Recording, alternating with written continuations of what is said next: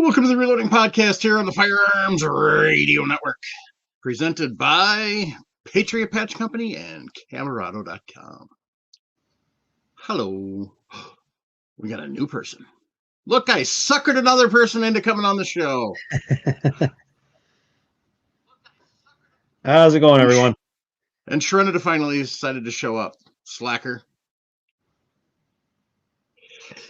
Well, Justin, why don't you tell us a little bit about yourself?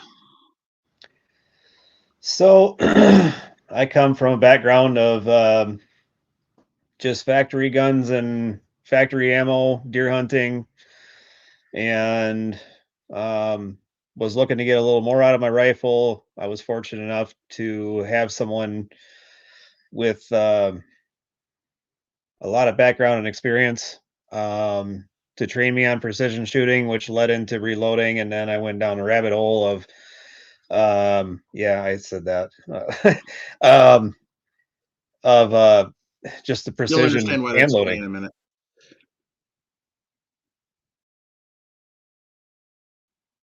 So, how far down this rabbit hole did you go?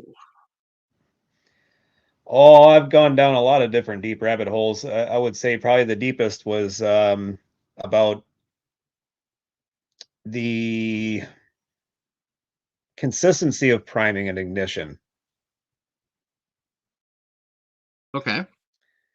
And I found there's variables that most people aren't aware of that factor into that consistency or non-consistency.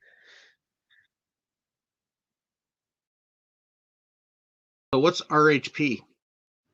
RHP is rabbit hole precision. So I got into F-class shooting a couple years ago.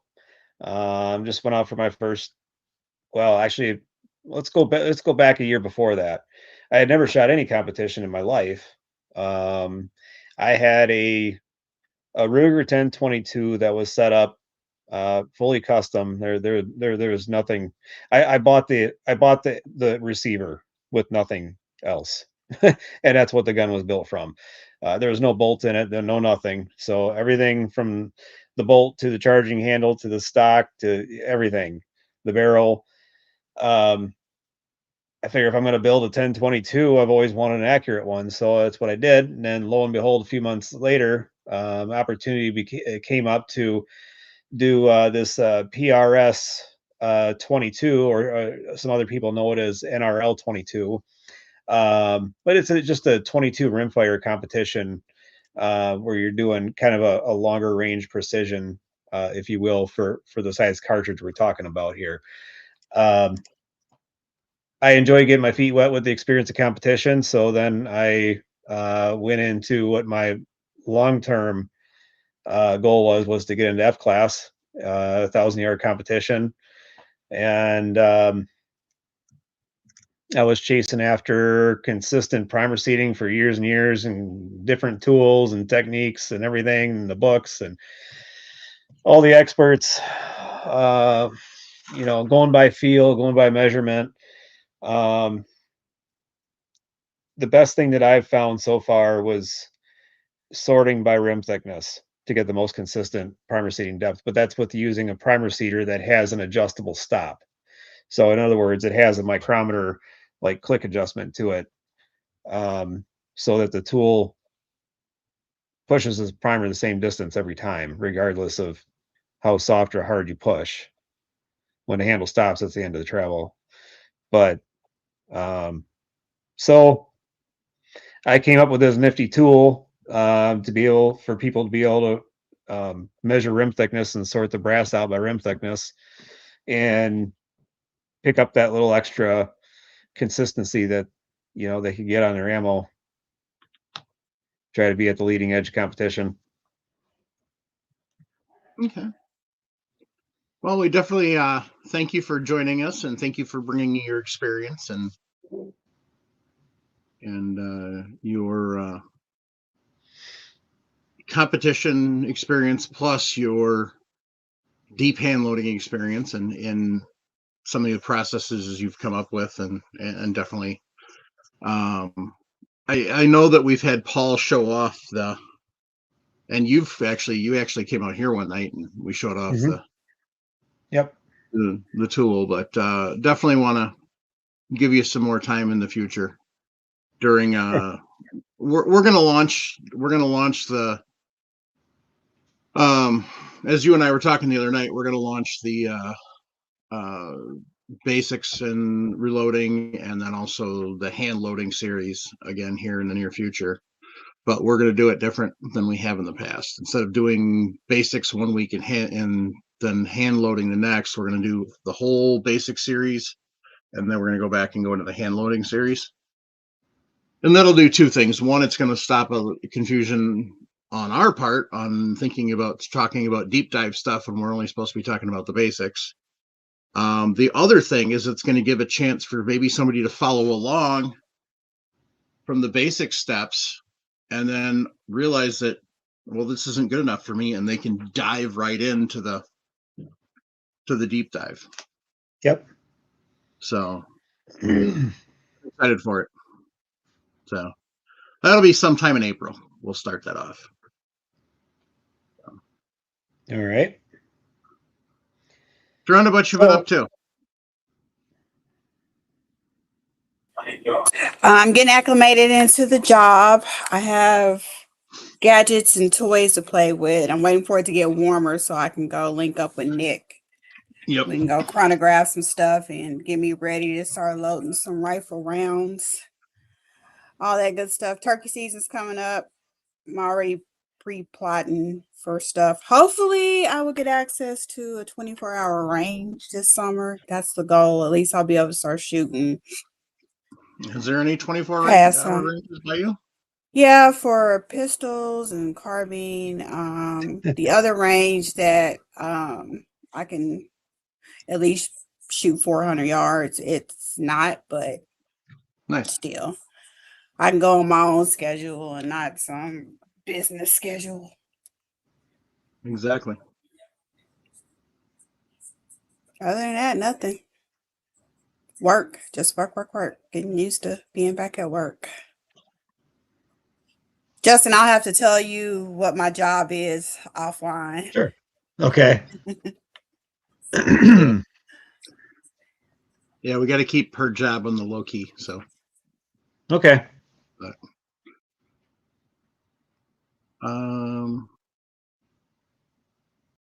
It's all right. I have a night job too. I won't tell mine either. You already know my nighttime job. It's on my shirt. Yep. So. Yeah, I know what both your jobs are, but we won't talk about the daytime one. Just the nighttime one. My daytime job is boring. Nobody wants to hear about fixing things. Yep. So. All right. So annealing, we kind of dipped into it a little bit last week, but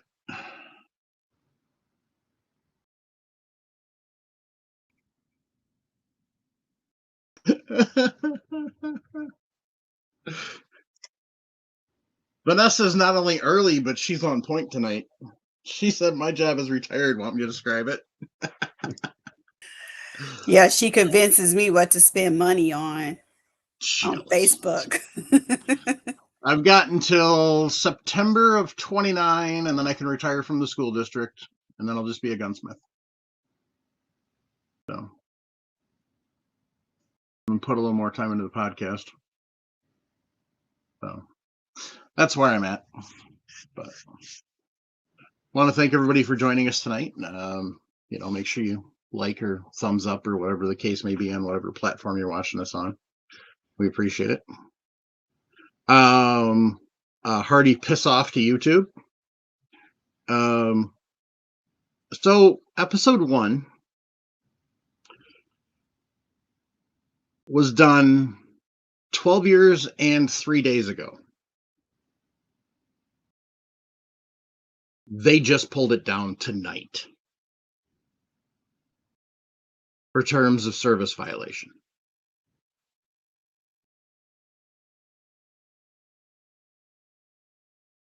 I could understand if they pulled a live stream. I could even understand if they pulled one from like a home. But 12 years?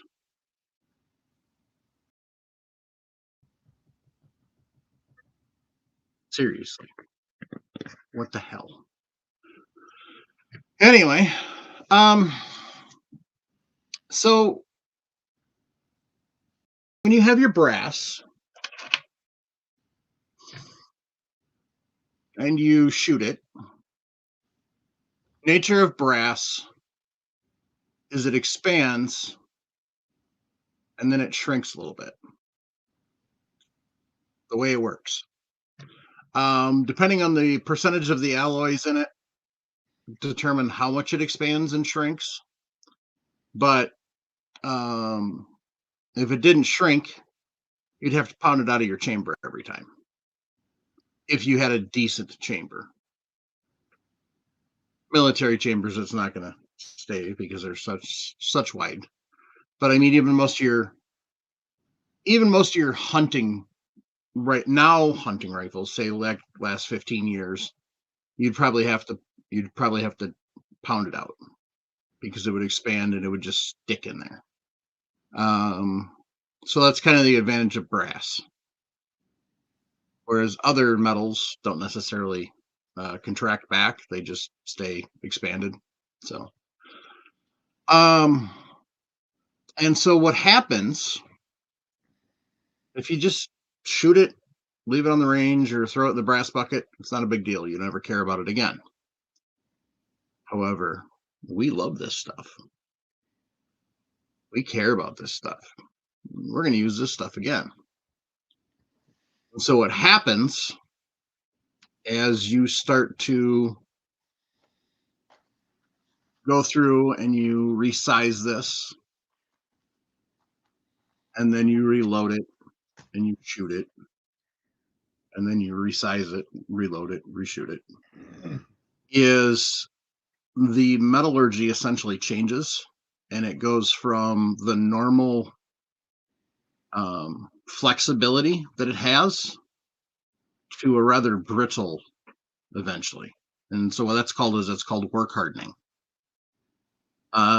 So when you heat it up to a certain temperature, it reforms, it allows it to, I don't want to say like it melts and reforms, it doesn't, but what it does do is it softens it again, essentially. So it takes it from being brittle back to a usable piece of brass. So you do that. Some people do it every 2 times. Some people do it every time. Some people do it multiple times during a reloading session, depending on what they're doing with it.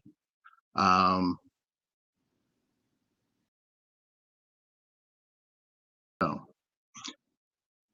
Vanessa said, annealing relaxes the inside stresses in the metal. Yes. So, Yep. It's the molecular structure. I mean, at a microscopic Yeah. level, and how well, the molecules align with each other. yeah, And when they don't align, they're all scattered. That's when the metal is real hard and brittle. When they align, they're more relaxed, and the metal is more malleable. yeah. I was going to kind of describe it like a shot shell.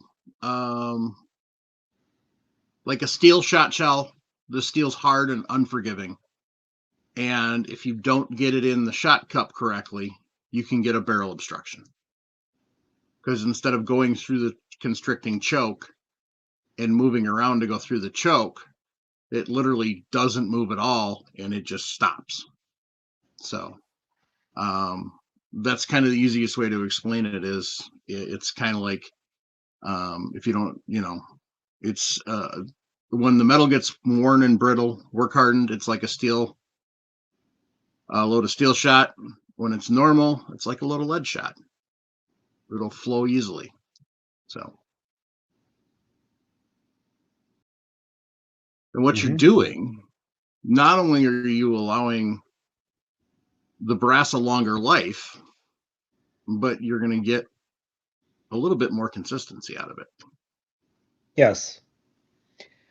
So by doing the annealing, by not doing annealing, the death of brass is eventually it's going to crack. It becomes so brittle that it'll crack down the neck into the shoulder, and then it's junk. Um, but by annealing, not like you said, not only do you avoid that and extend the life, but by softening it back to its close to its original hardness at the time it was purchased, you're going to get more consistency in your shoulder bumps when you go to size the brass and how far you push the shoulder back. Not everybody is necessarily measuring that. I understand it depends on the application, but if you're into a precision application where you're using a sizing die that has a micrometer adjustment to it for shoulder bump, then that it's a place that you would see a difference by annealing versus not annealing. Also, the neck tension for seating in the bullet. Brass that's hard. You're going to have to go, if you started out with, let's say you're sizing 308 brass and you want 5,000 neck tension, or I personally, for precision, I like to use a number 3. So I know probably most of the crowd that's watching this show is probably more on the 5,000ths side of the spectrum for, for neck tension. But regardless, whatever you are, 3 to 5, when you start out with, let's say if the brass is, if the neck walls are 15 thousandths thickness, then that's 30 thousandths across the 2 walls from side to side. So, if you want your 308 neck diameter, unsized 308 ID plus 30 would be 338. So, depending on how you want to measure this, but I don't want to get too far in depth on this because it's a little off subject, but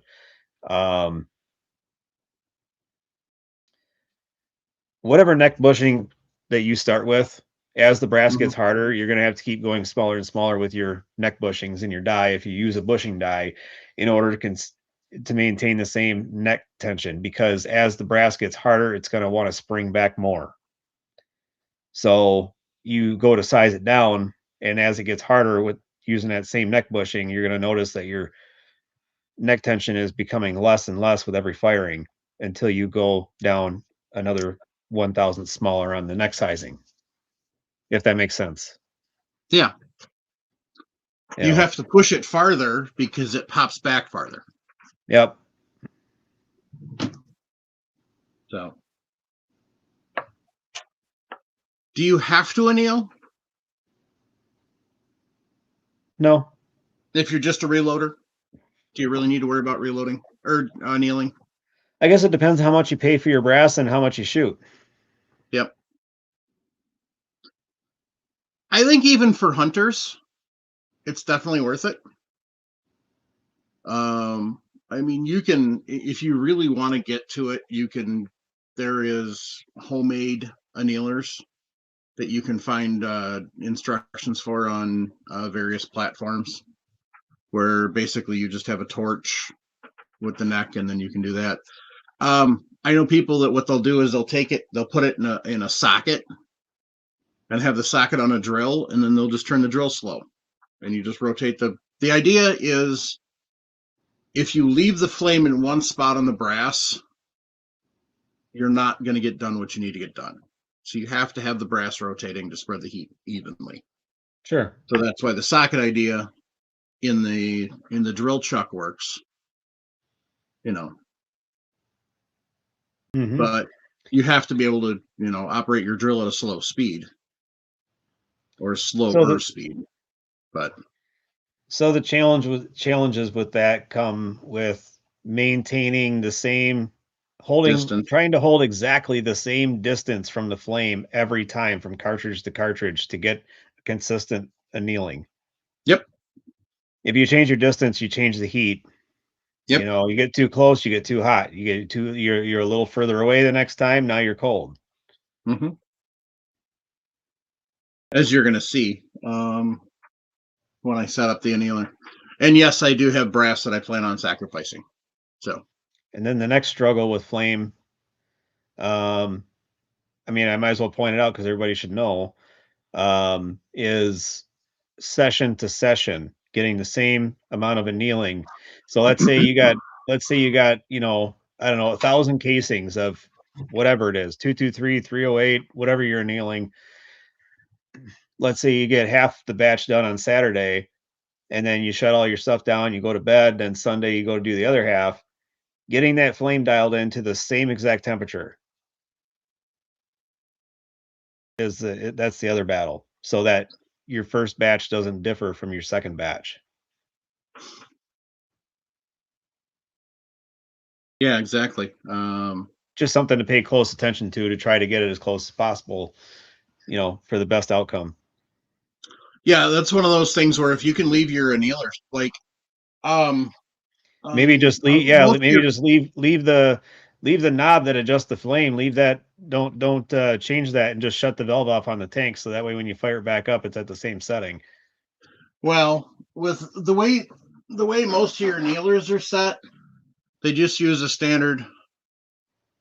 So you can't. Yeah, and The you got only to way to shut turn it that off off every is to time, actually which unscrew this. So that changes your heat every time you got to move that valve. right.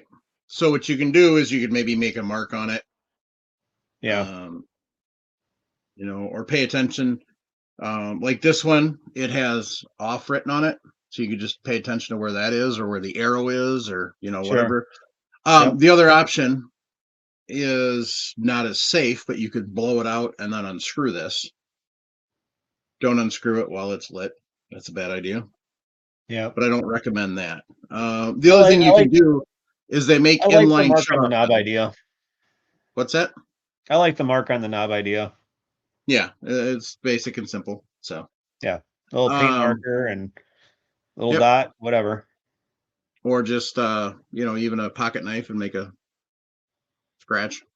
Yeah. So whatever you decide to do. A smiley face sticker. Yes, any sort of sticker, you know. Yeah. Excuse me. Or a piece of tape, or you know.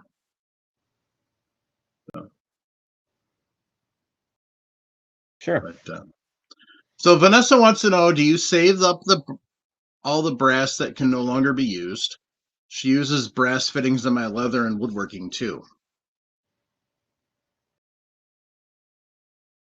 I'm Um, kind of like Paul. If I know it's the last loading, for the most part, I will put it in the bucket at the range, or it'll get scrapped.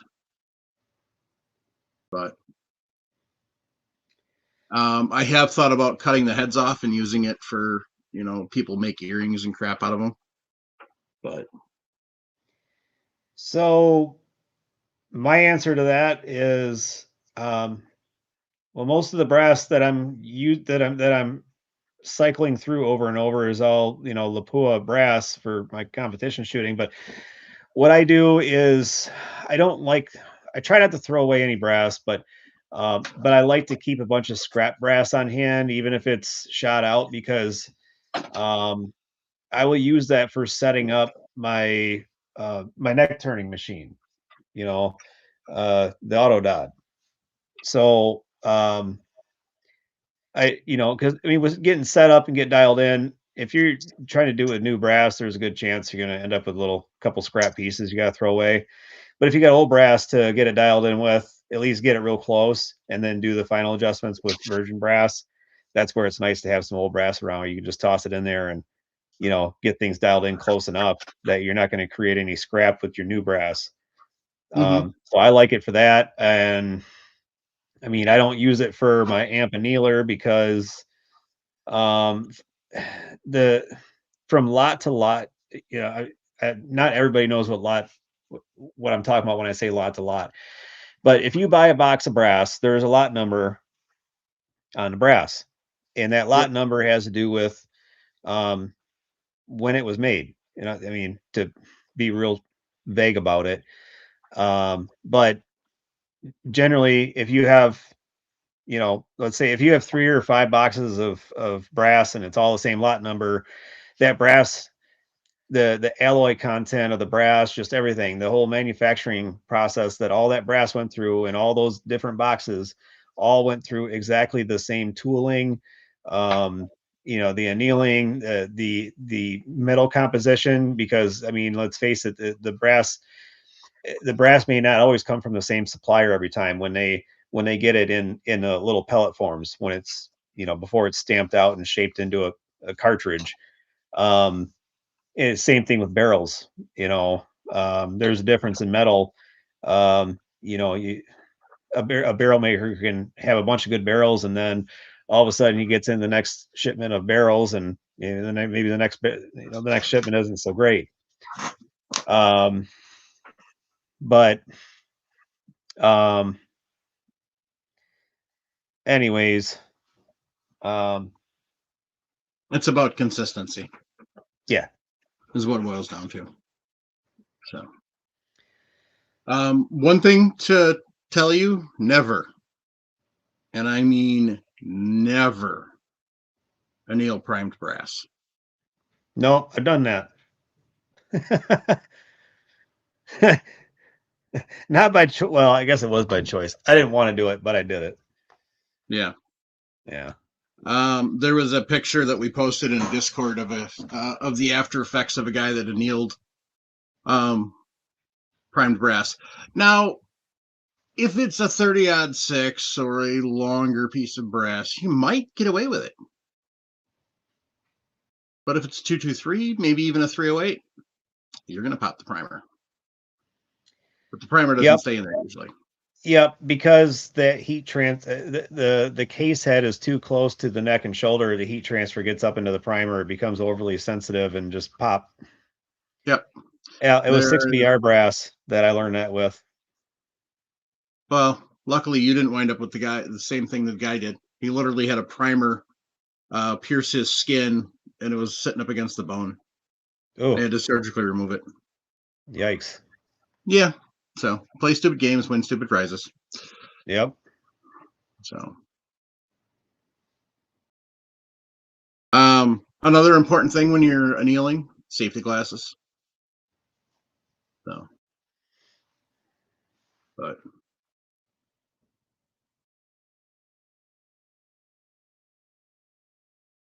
your camera okay there? You going through an earthquake, Sharenda? My docking station. It's acting weird. It's probably So- Apple, isn't it? Huh? It's probably Apple, isn't it? No, still. No. All right. That's right. You just have the iFail.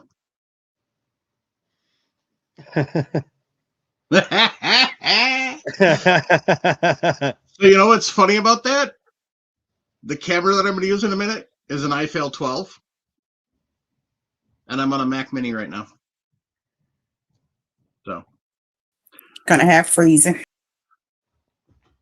but that's going to change as soon as we get enough podcast money to spend on it. I'm going to make a really nice podcast computer. So, but they have to pull their heads out of their asses, and RAM has to come down first because that's absurd. So, yeah. Anyway, so Vanessa asked earlier,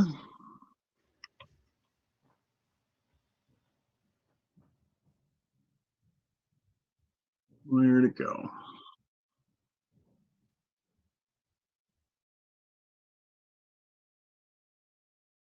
Sorry, she and Paul were having a conversation. Was it the monitor the temp question? Yeah.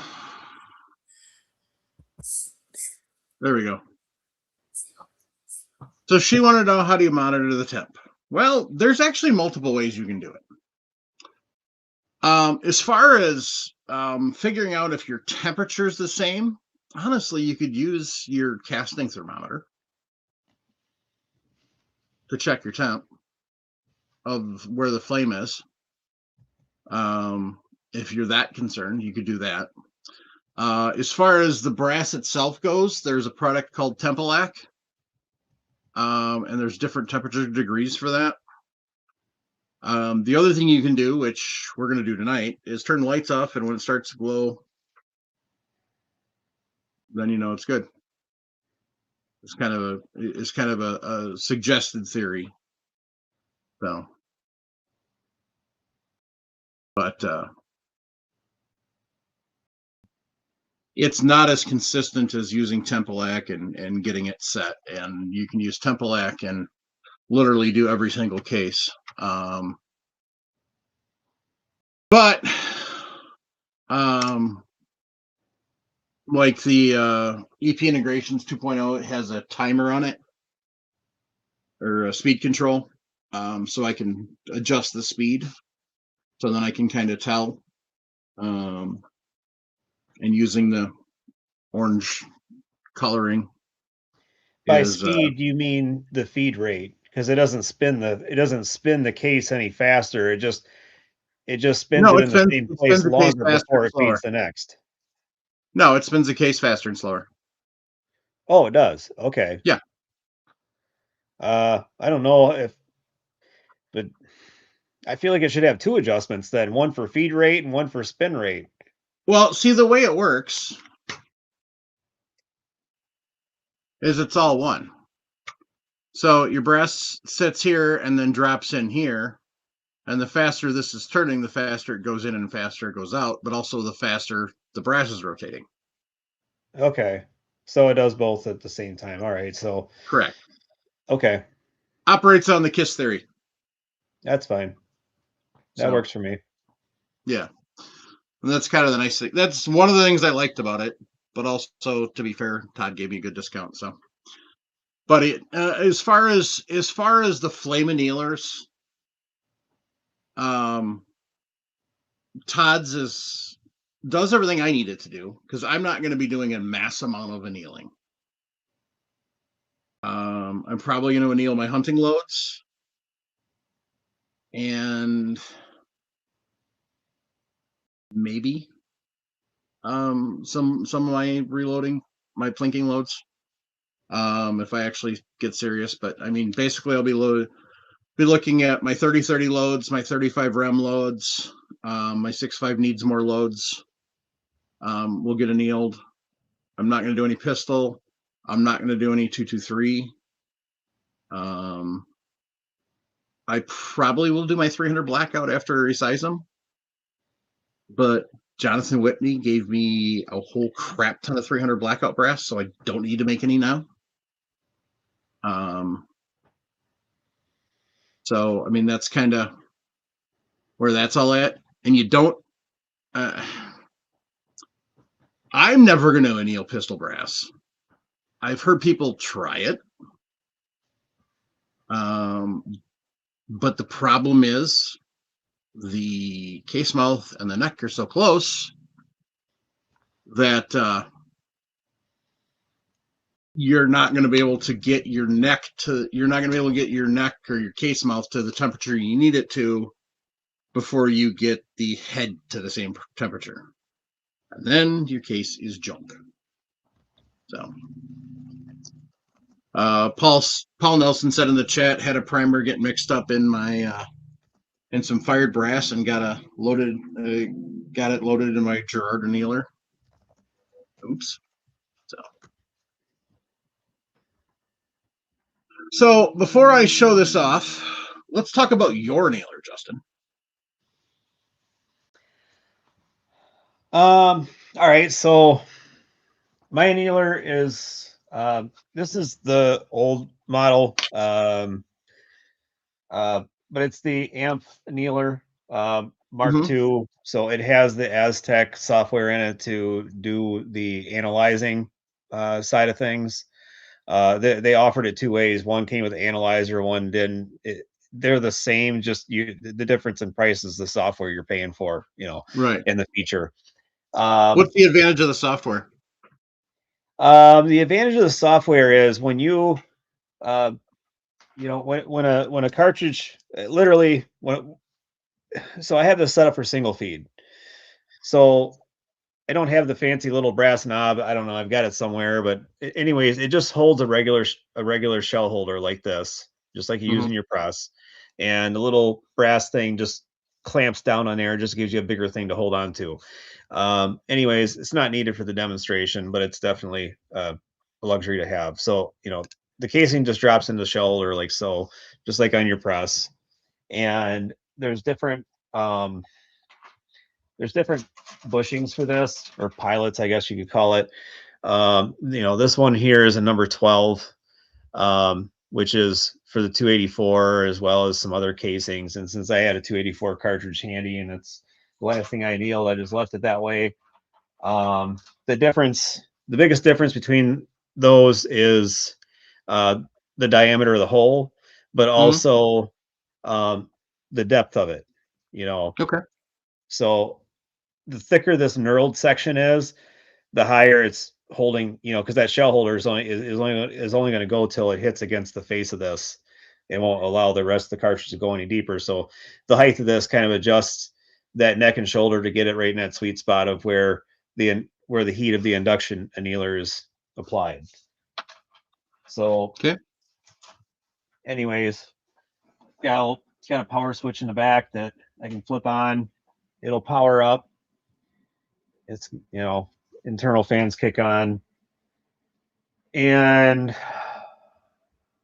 so it asked me mode select, which is at Aztec right now, amp mate setup, standard, select auto. I'm going to go to Aztec because that's what I use is Aztec, and it's going to have Mhm. my last code in here, which I can just hit run, and it's going to go. I can go back to my last code, or I can enter a new code.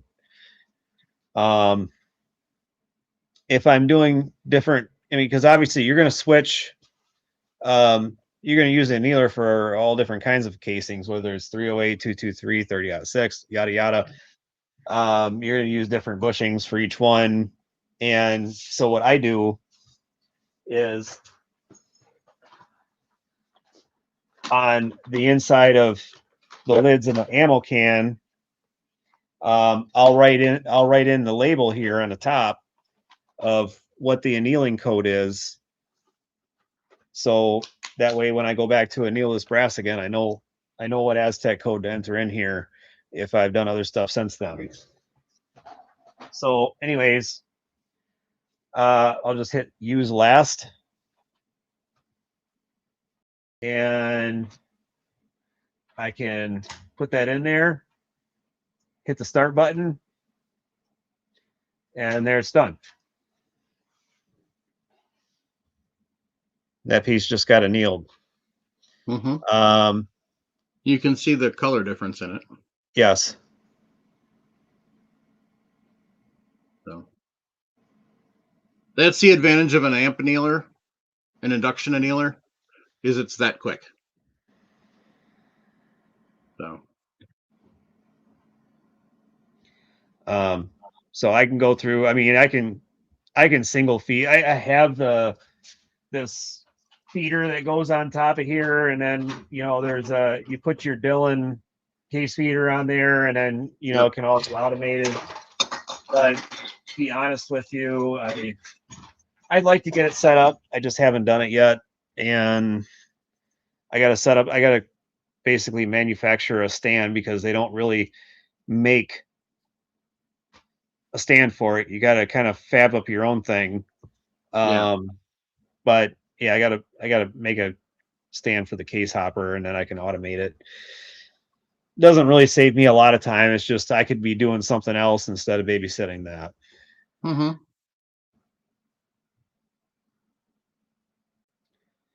But Vanessa said she's seen the induction forge ones. So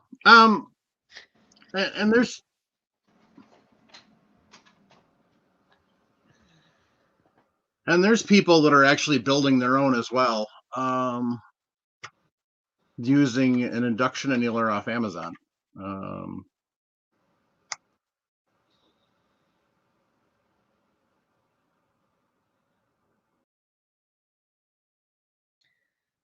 Mike, I'm gonna mute and step out for just a second. yeah.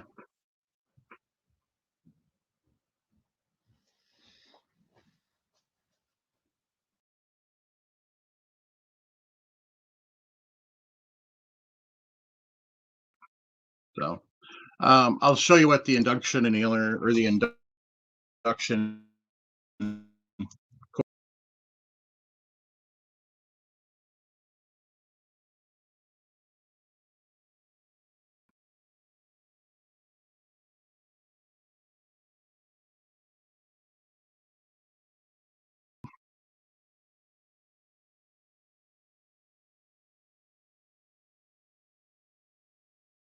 and what some people are using.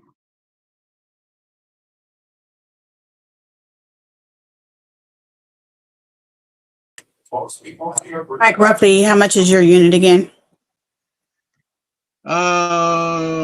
Retail is $240 for what I have.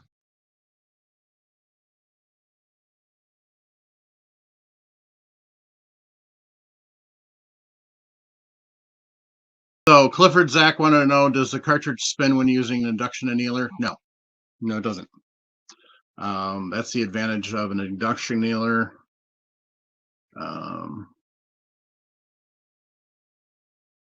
So what I'm going to show now is what people use.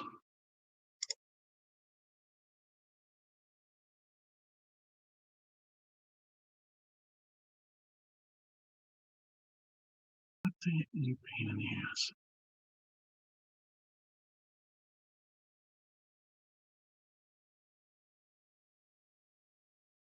Blah, blah, blah.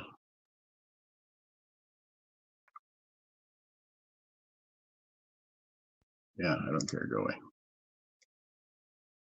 Go away.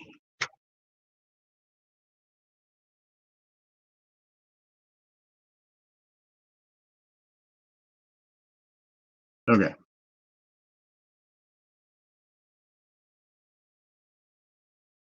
So there you see it. This one has different diameter induction coils and also just a single. The nice thing about the single is you can use it for cutting like foam, like in your rifle cases and stuff. That's what a lot of people get that for. But yeah, it's a basic setup. You have your power source, your induction coils. I have to be on that screen.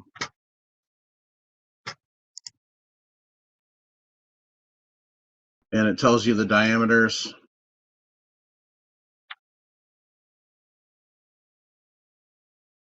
Tells you your power, how long it takes to heat up, your on-off switch, your ability to swap it out.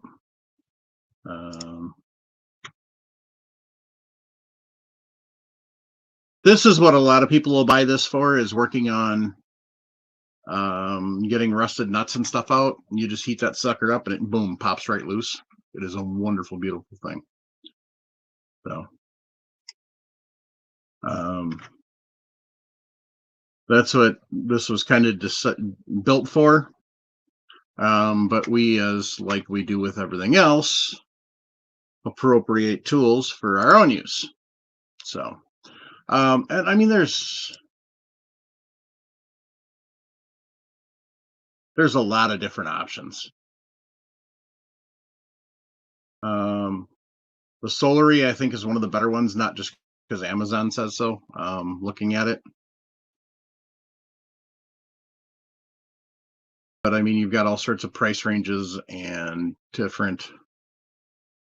So, and then it's just a matter of, and then they sell aftermarket coil kits. You can get two. Here's a low voltage setup. You can build your own. If you want to build your own induction coil, some Some people will do that and then just buy the coil kits and build their own power source. But I mean, you could literally build your own induction annealer if you wanted, just like you can build your own flame annealer.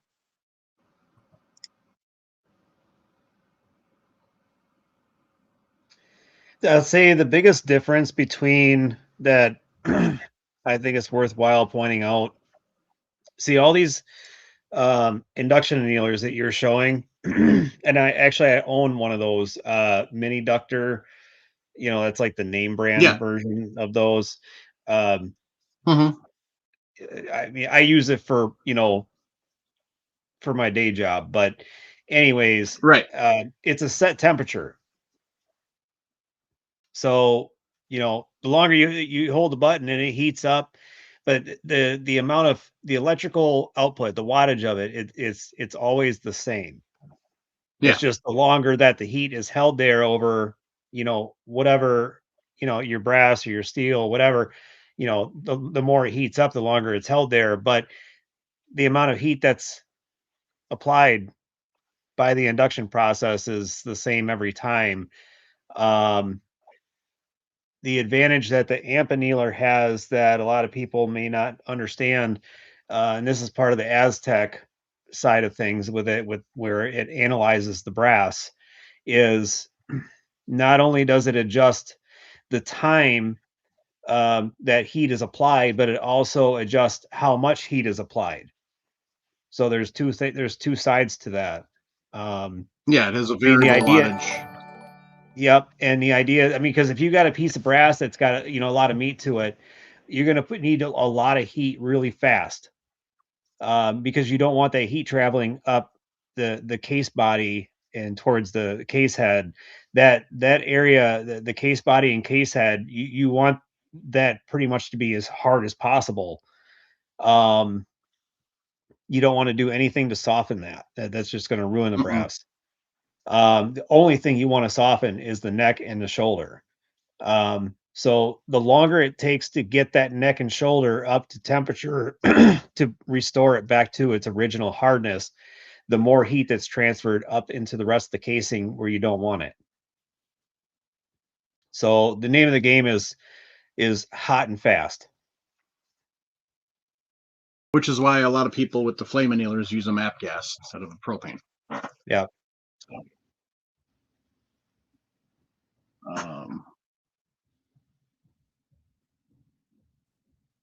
No, so I mean I've got my there may be a way with those DIY induction annealers to control the input or output of them. I mean, there's if you're an electronics guy, guru, I'm sure you can figure it out. That's not my cup of tea, so I have no advice to give on that. I'm sure it can be done. It might be an analog adjustment, but at least you could adjust. You could put your own. You could have your own dial and marks on there and just reference what mark you use for what casing for heat range and exactly. whatever your time setting was. Yeah. So um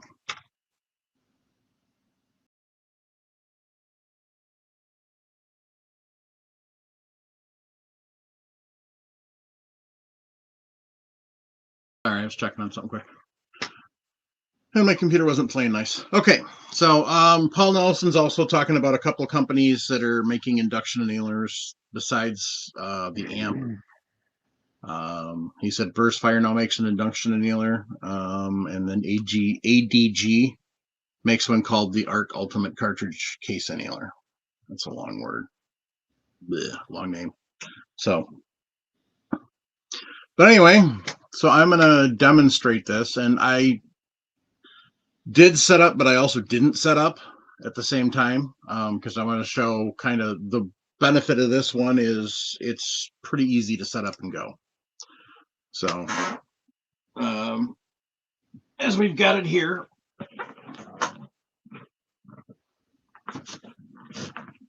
so you've got two different size bottles, and I have one propane, one MAP gas.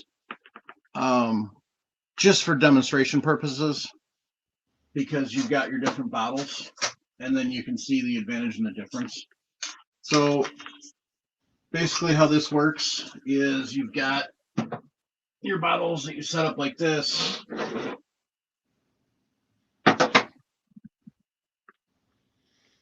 You know what I forgot? Lighter.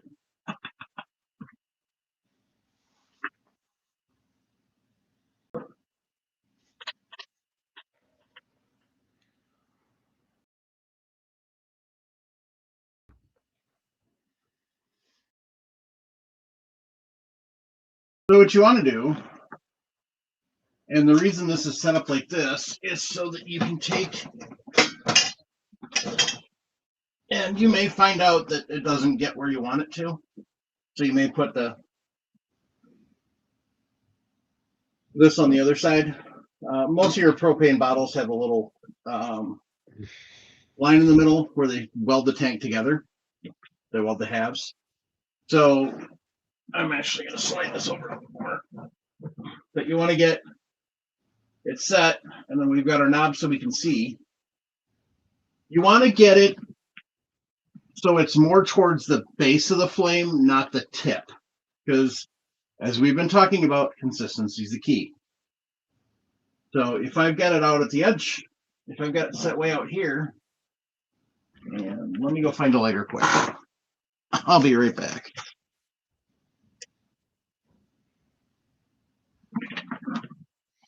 Talk amongst yourselves.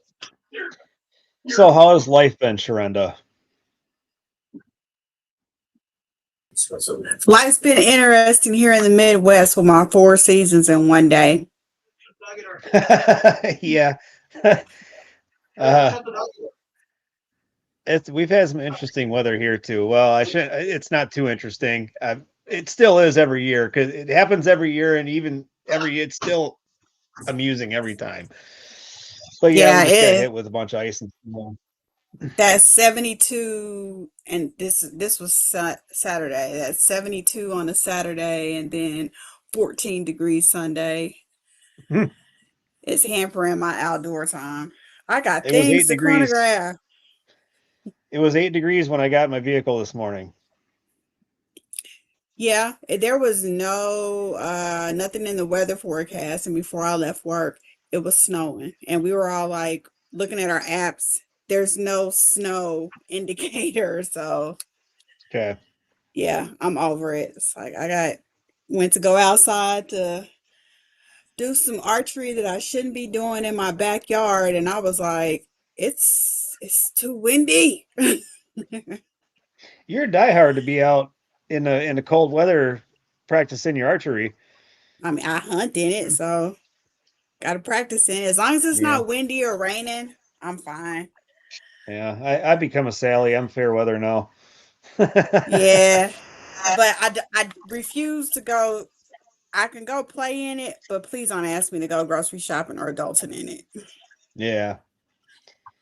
I mean, I've done a few wintertime competitions, and I don't know. It's still fun, but it's not that fun. You know, Yeah. I mean, when you're cold and you just want it to be over, you know. That cold hits different when you're older. Yeah. So how's the clothing line been going? I don't have a clothing line. I thought you were doing a clothing line thing. Oh no, I have a friend that had a women's outdoor clothing line. I'm sorry. That was the confusion.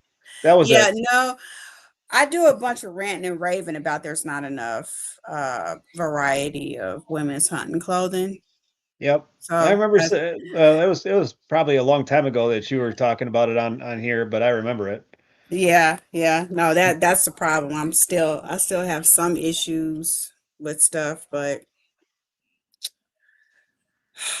I got tired of hearing myself, so yeah, it's just yeah. So but I need to get my room back. No, This is the year of accessories. So all of the accessories that I needed, I'm working on. Got a big girl bow.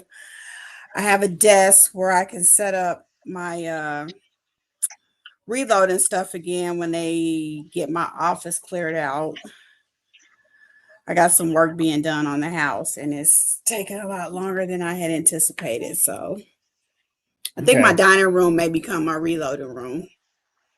All right. There's nothing wrong with that. Yeah, that's where we're at now. It's like I'm But if pretty you're sure. king of the house, you know. Yeah.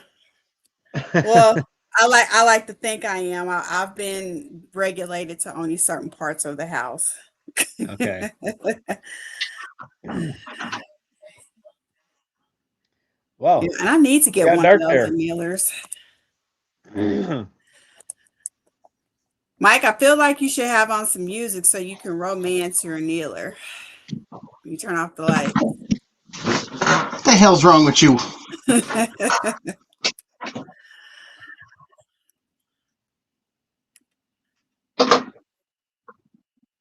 So what you do is you set your length.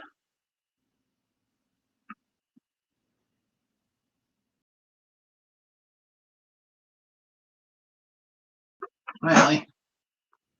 Dude, you're not going to be happy in a minute.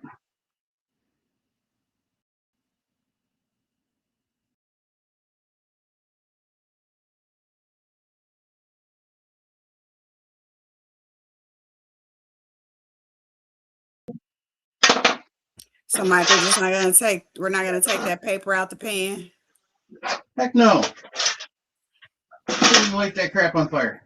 Living on the wild side. What? I said living on the wild side, huh? You betcha.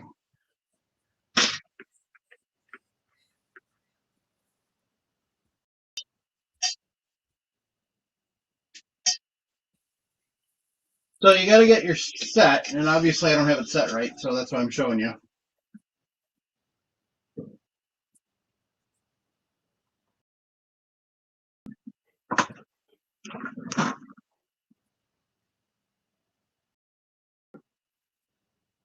And so this here has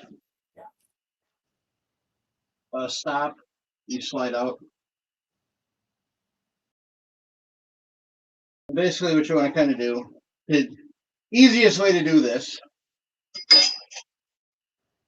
is stop this somewhere near. So you can kind of get it lined up.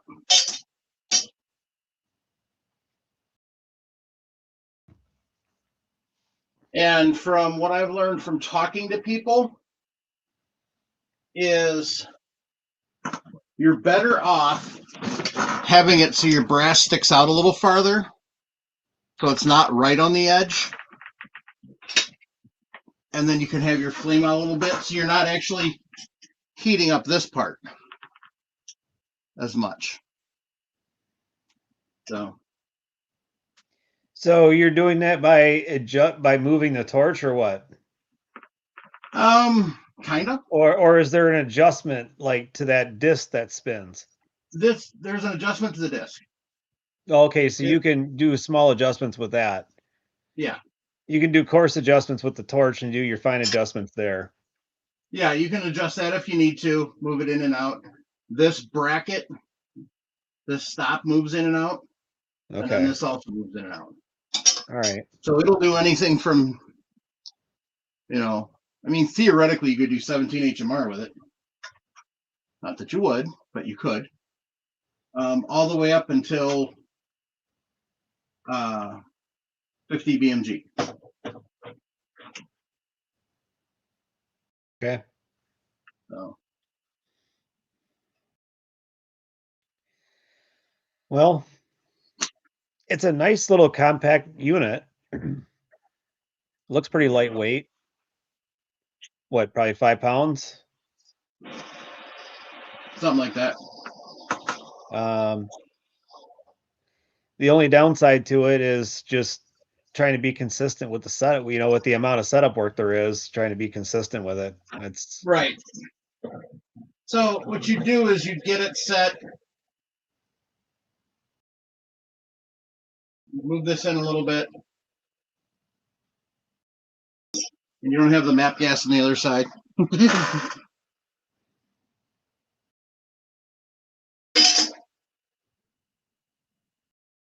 Now, obviously, it's not set right because you can see that the flame's just hitting the outside edge. Yep. So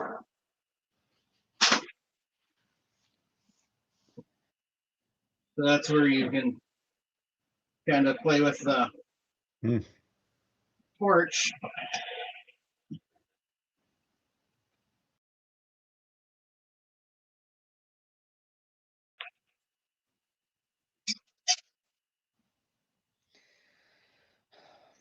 Mike, I don't want to break your heart, but I like my way better. As previously stated, if I had the money, I'd have yours. I'm just being a wise ass. So that's kind of the basic idea. Yeah. Well, when you can't, I mean, you gotta make do with what you got, So if that's, Yep. It's better to have that than not a Neil. Exactly. So. Yep. Don't mind the concerned lab in the background. He'll be okay. He's had a rough couple days. Yep. With the really bad wind, and then you have the lovely crap tons of snow. And then to top it all off,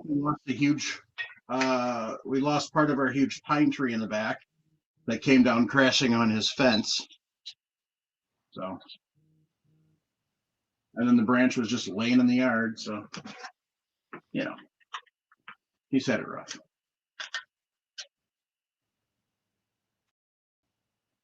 Now, I would recommend doing this probably in a better ventilated area than I'm doing it. So, and I don't know if you can see this. I don't really have any way to zoom in with this camera. But if you can kind of see around here, that's already colored. So, just for fun. So I got one of these Zippos that's got the plasma. And I just wanted to see for kicks if it would light. I don't think it's gonna, but we'll see for fun.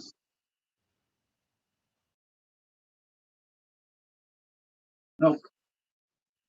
It will not. So.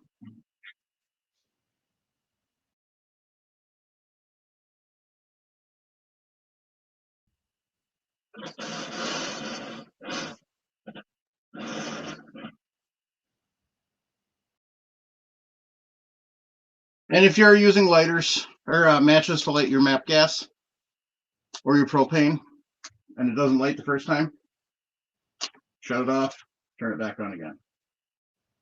Don't let it keep running when you try and light a second match. Now you can always see that the flame's longer. So, and obviously,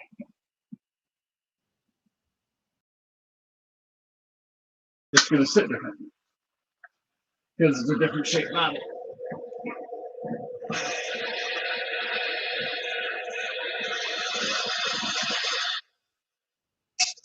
So what you're going to notice, a lot more heat. Yeah, with that tank being shorter, it's going to make your adjustment a lot more sensitive. Like just moving that thing a little bit is going to move it a lot more than with the longer cylinder. What's that?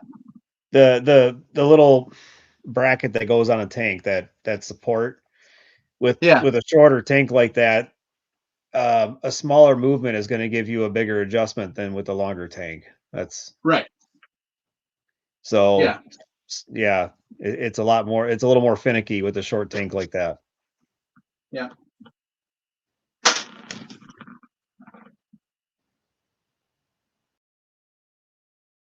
By the way, it does take a while for the brass to cool. Yes.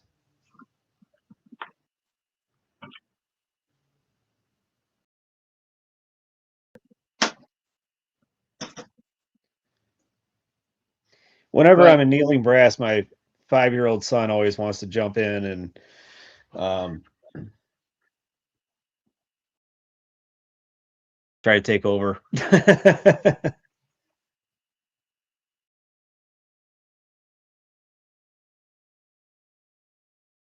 You can see the color change. So, but this is the one that just got done with MAP gas, and you can really see the color change on that. So,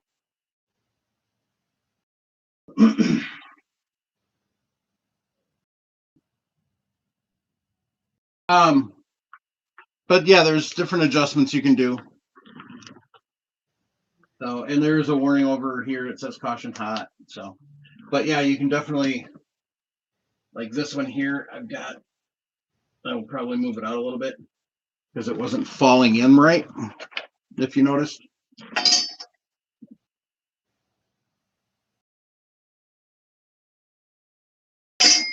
See, that fell in better.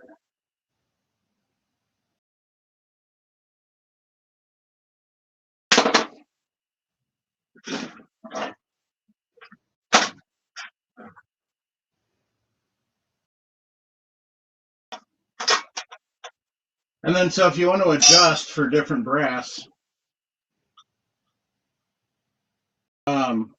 it's a pretty simple process. I just kind of put that there to see, but it's a pretty simple process. You adjust this. There's a thumb screw here, and then this slides in and out. You got to move this out before you can pull this out. But basically, what it is, you loosen this, and you can spin it in. Bigger, or you can spin it out, go shorter. And then this locks it down so it doesn't move. And then you've got your adjustment here for your case. So.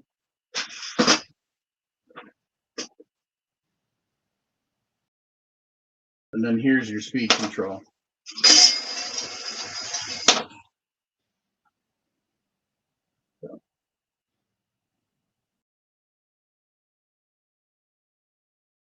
So now what I'm going to do, I'm going to relight the torch.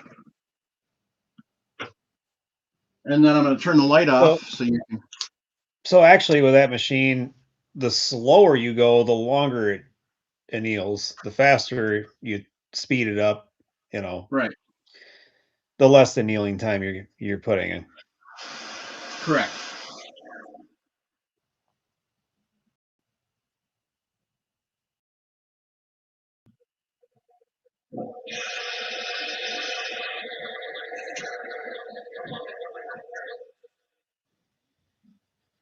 So with a hotter flame, you're going to want to go shorter.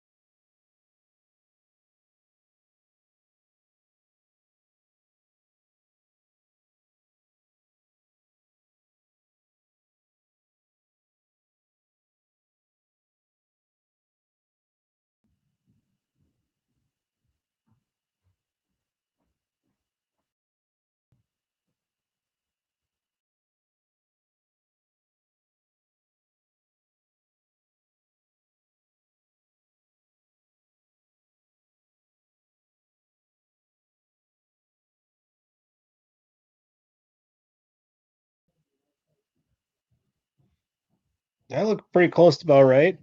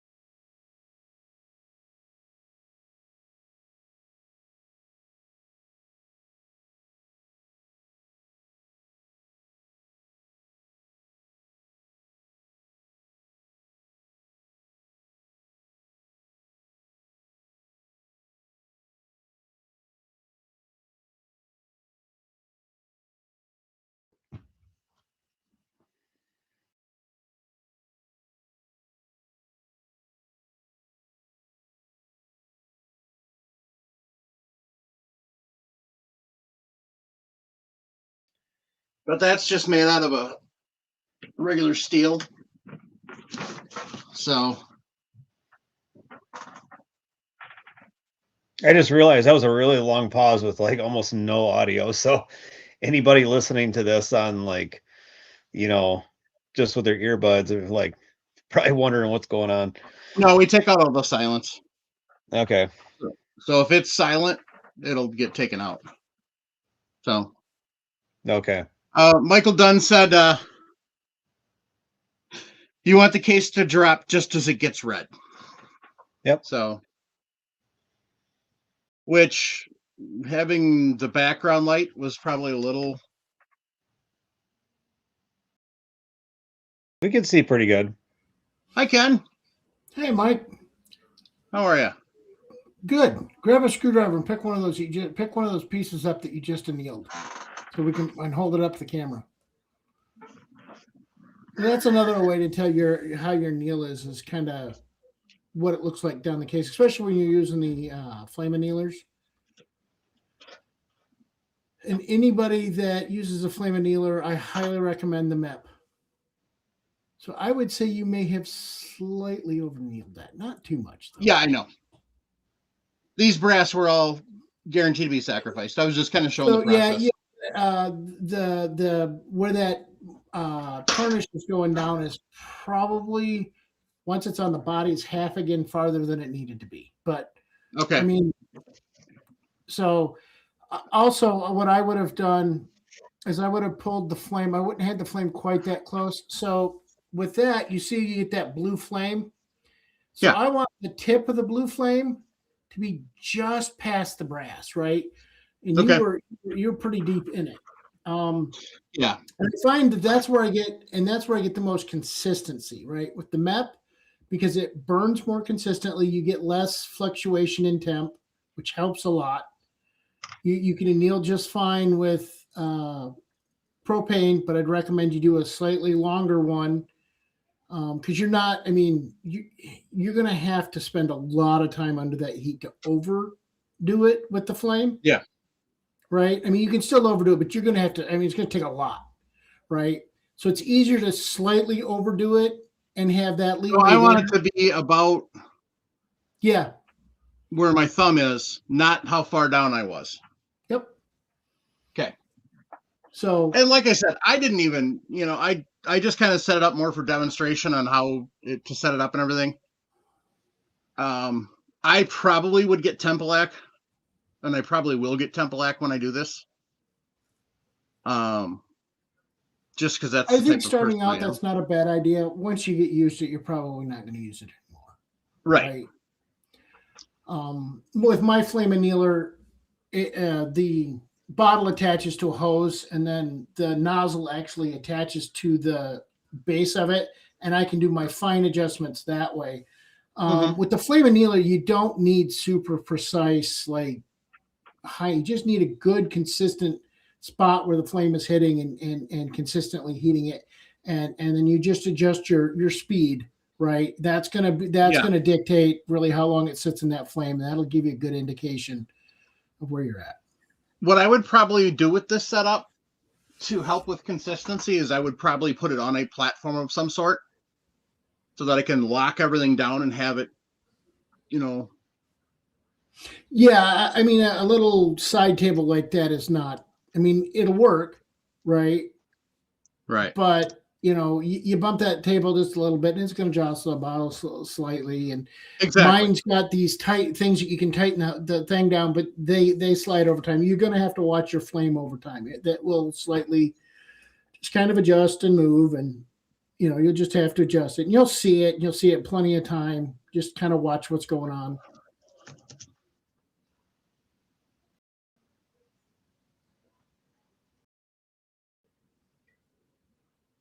Yeah.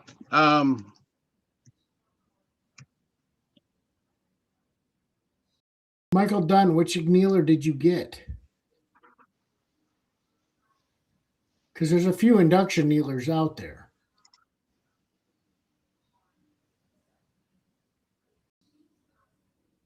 I know Paul mentioned the ADG one earlier, which I was kind of interested in because it includes the It's a lot cheaper on the fact that it has a built-in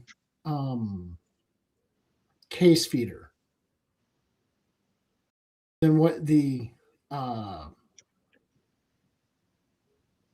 one that Justin has. I can't even think off the top of my head. Amp. Yep, Neeler. Yeah.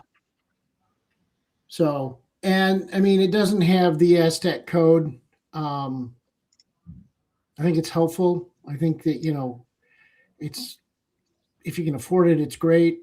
You know, the question is how much brass are you annealing?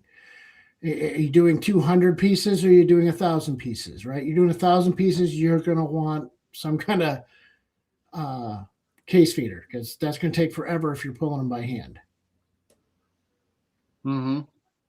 But if you're doing Ooh. a couple hundred, set it up, set the TV up behind you, you know, watch get online, watch some old episodes of Reloading Podcast, whatever, right?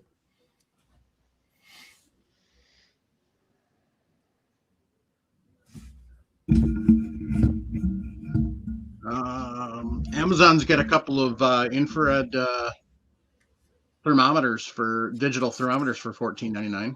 You could always do that too. That's going to require you to know the temp you need, though. Well, you can check the temp and see, but yeah, I'm just saying. That's what I want there. So I want to do this. Whoops, wrong button.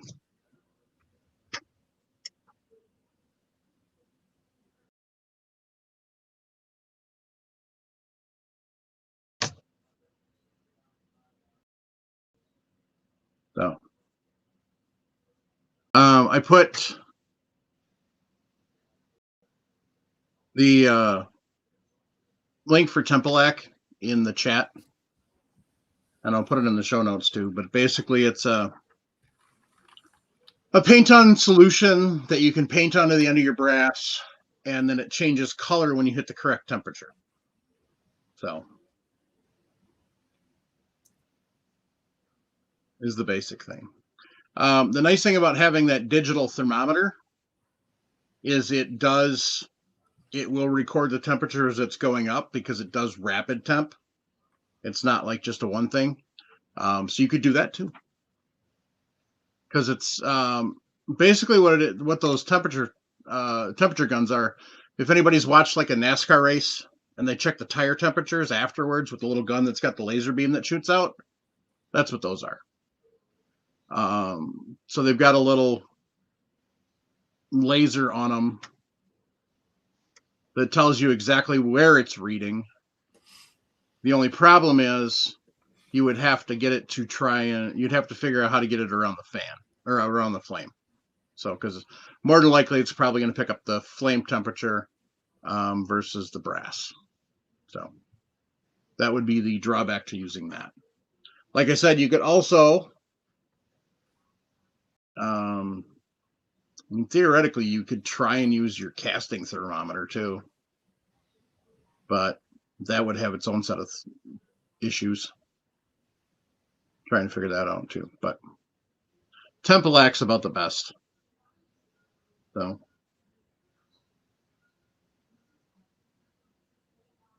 But yeah, if you got money, and you can buy an induction annealer, then you don't have that problem. Well, Burstfire has a relatively inexpensive one compared to the other ones. Michael Dunn and I had forgotten that they'd done an induction annealer. They're about $650. Yeah, I was going to mention, I thought there was another company that did an induction. I couldn't remember if it was Ugly or who it was. So I think there's a handful of them out there that are essentially their induction annealers. They're real simple setups. They're nowhere near as complicated as the amp. They're relatively simple. I think that the ADG one's probably a little more complicated than the other ones that are on the market, but for what it is, I don't know if I wouldn't go with the amp over the ADG anyways, just because I don't see the added value there. There's a difference between the amp and the ADG, right? There's definitely, with the software that they're using, and stuff like that, there is a difference. The problem, the big drawback of the amp is you if you want to reload in volume, or you want to be able to anneal while you're doing other things and don't want to be paying attention to your annealer, you have to buy a add-on for a brass feeder, right? That's going to be as much of a drawback as anything. Whereas the amp automatically has the brass feeder, but it doesn't have the software. It's not as complicated. And then you go down to something like a Burst Fire, and I'm sure there's other brands out there that are similar, right? Those are going to be cheaper and probably do the exact same thing as the amp does for a lot less, right?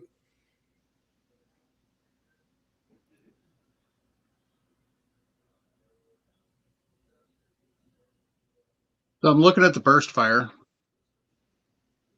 and it's $649.87, but it's on back order until June 8th. Well, the amp is out of stock and has been out of stock every time I've looked at it. So, or the ADG, not the amp. And I haven't looked at the amp in a while. So, yeah, finding them in stock is hard because the guys that are buying them are buying them fast. So is the ADG less expensive than the amp?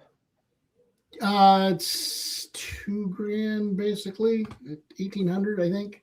Yeah, 1,800 for the ADG. Yeah, it's 1,800, but that's everything. That's got your case feeder. Oh, okay. So yeah, so the current amp annealer, the new one, is like the same price, but without the case feeder. So yeah, if you want a case feeder, it's gonna be more money. You also don't have to buy different the pilots. The pilots, right? Yeah. Okay. But again, you're talking, the amp. The benefit the amp has is the software that it uses, right? Yeah. You're going to get a consistent every time from time to time. Now, I believe the ADG allows you to save your settings for a cartridge, but you're still playing with, you might have a couple of throwaways versus one throwaway piece of brass, right? When you're determining your times. Okay. And you're going to have the same thing with the Burst Fire, because now with the Burst Fire, you're not going to be able to save your times.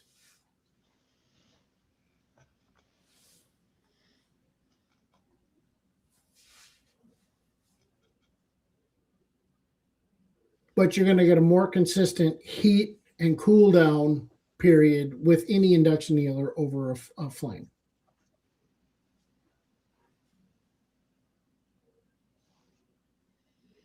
So one of the advantages of or one of the nice things about the amp, if you have the Mark I, you can upgrade it to Aztec.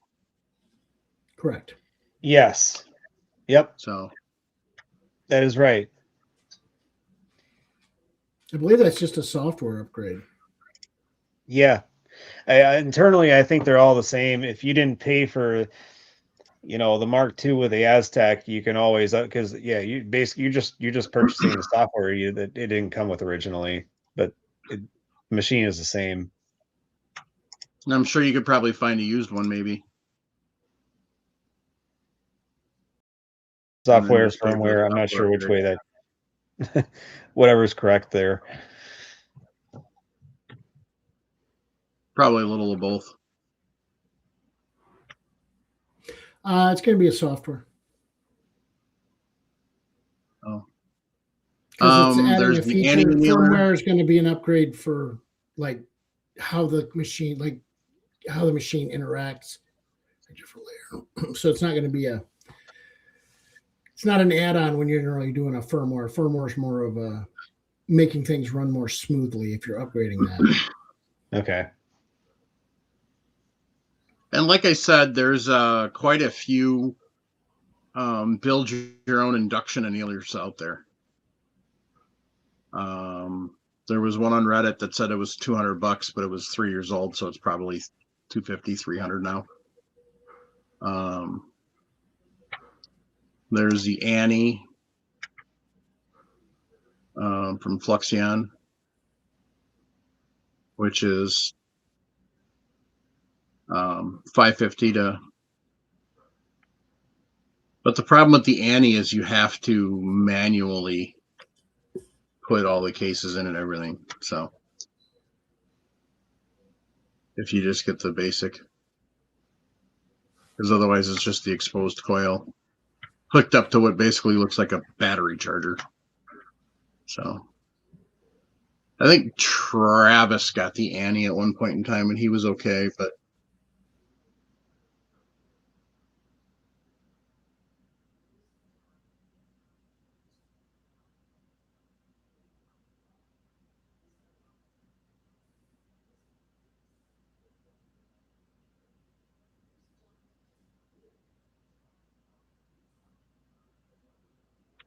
I'm looking up the ADG now.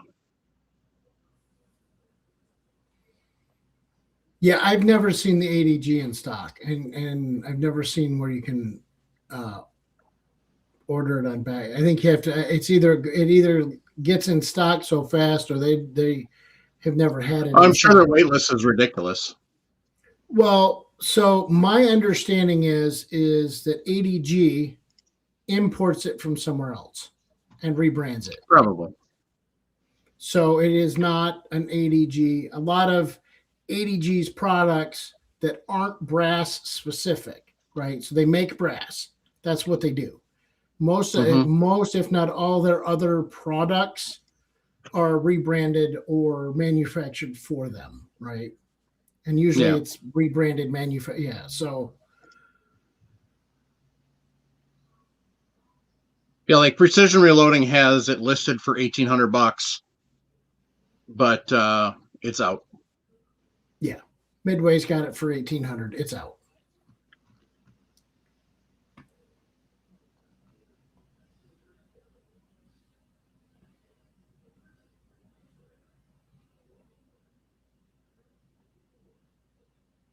Okay, yeah, the Mark. I was just curious. I haven't looked in a long while, but the Amp Mark II DB annealer, which is the new model with the touchscreen, is currently marketed at $17.95, but it's out of stock, and that's from the manufacturer. Excuse me. I know that one sells pretty quick when they get in stock too. So.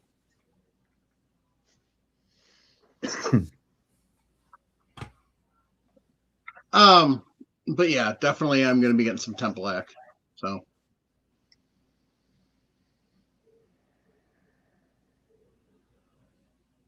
And, you know, I'll get that set up correctly. So for the correct depth, but.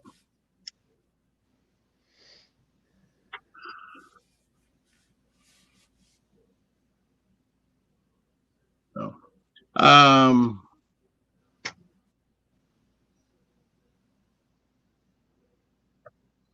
Michael was saying,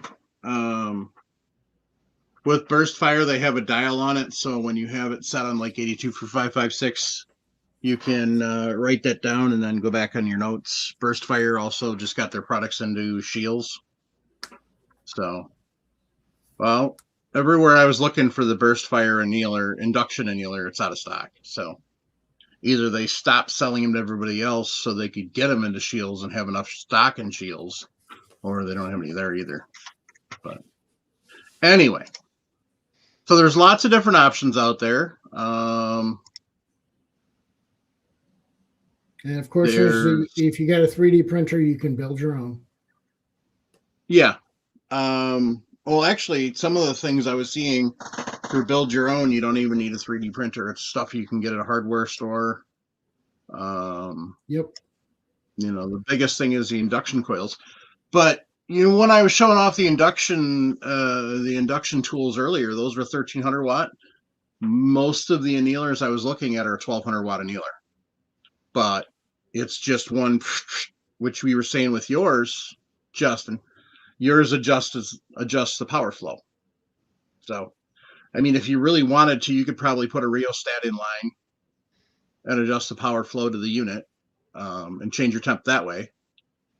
But it's probably easier to just change, for building your own, it's probably easier just to change the time that you keep it inside the coil or the size of the coil, because it does offer all those different sizes. And, the bigger the coil, the more airspace you have in there, the longer it'll take to heat up. So that can do stuff too. But Yep. so.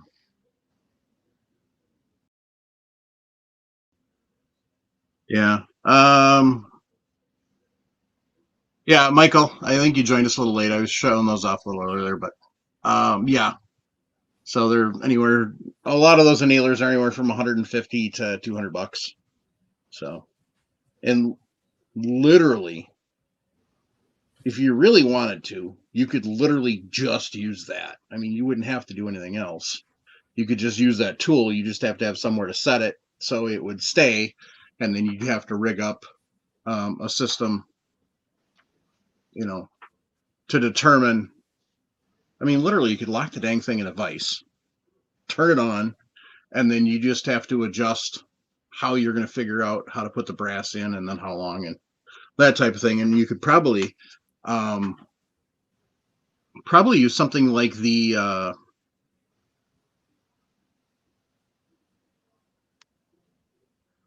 Lee trim kits, where it's got the shell holder that locks it in place. You can actually lock the brass in solid. I mean, heck, you really wanted to, you could probably use like a case trimmer.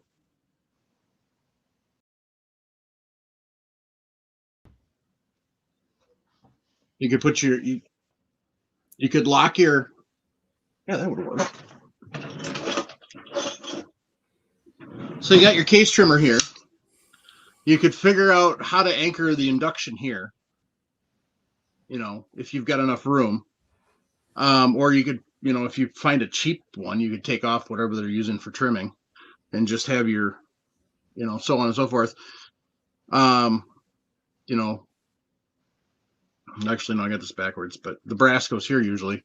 But I mean, you could set it up so you got your brass here, and then you just move the annealer over and then slide it back. You could do that too if you wanted. I mean, there's all sorts of different things you could rig up. Well, the problem with that would be consistency. Right. Now you're taking and you're controlling the time it sets and dwell, right? Yep. So at that point, better off just sticking with gas, I would say. You need to automate. The part that needs to be automated is going to be the amount of time that the brass sets dwelling within the heat. Now, right. What you could do though is you turn the power on for a set, literally and then it trips on its own. So you get a consistent on and off. That would be how you'd have to control it. What Michael Dunn was saying is a on-off pedal. Yep. And I just had a thought. You'd be better off with something that trips on its own, that runs for a certain amount of time and trips itself. Right. Versus because you want to take the human error out of it, because that's using the induction annealer is about taking human error out of it, right? Even with the gas, once you've got it set up, the only human error is I didn't set it up right? I'm not controlling the time. I'm not, controlling the amount of time it dwells in the heat. As far as like every time. So every time, every piece of brass is the same. Yep. Oops. I got my finger a little close to the heat. Singed the hair.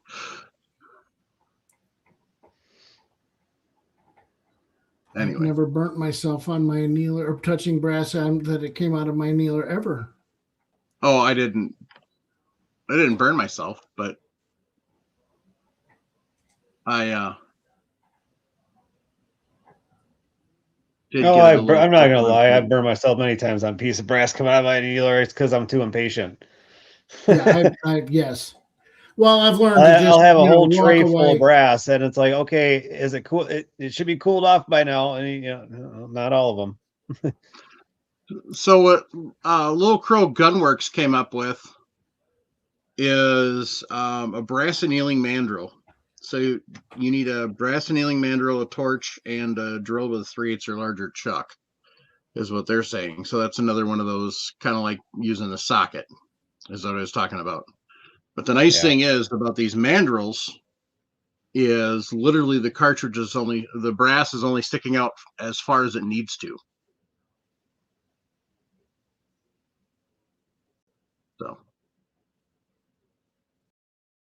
So you're less likely to hit flame lower than you need it, but you could still way overheat it. I mean, right. But again, you're now putting it in a drill and you're holding it in place for a certain amount of time, and then you're not necessarily, unless you've got that drill turning on and off or moving away from the heat at a certain time, right? You're inducing inconsistency in the dwell time. Mm-hmm. And that's the easiest way to over or under anneal, is if you're not consistently in the dwell time. Right.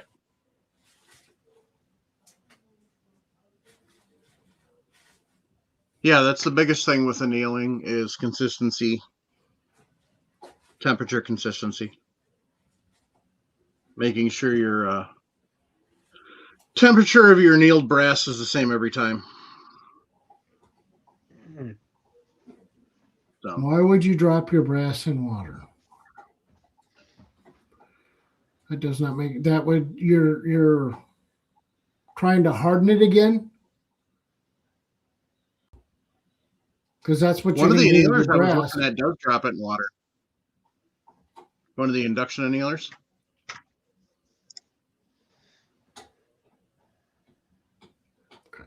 Well, my understanding is if you take and you dump hot metal into water, you're going to harden it again. Exactly. Which is not because when you quench your cast bullets, it increases the hardness. Yep. And annealing, the purpose of So my understanding of annealing is to soften it to remove the work hardened product.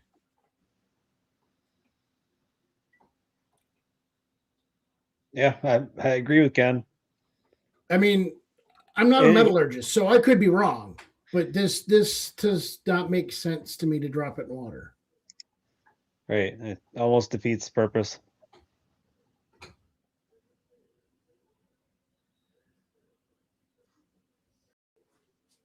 I'm not going to argue one way or the other because, like I said, I'm just using yeah. We know that this does this to that, Mm-hmm. That's why I'm asking, why would you drop it in water? It doesn't make sense to me, but I mean, I'm not saying I know what I'm talking about when it comes to that either, right? Right. So, but yeah, it doesn't make a lot of sense. Maybe there is a purpose. It very well could be.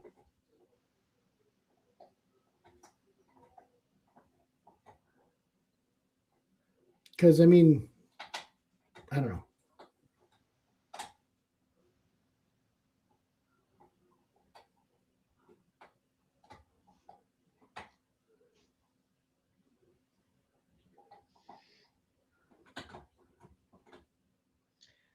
I had to go back and look.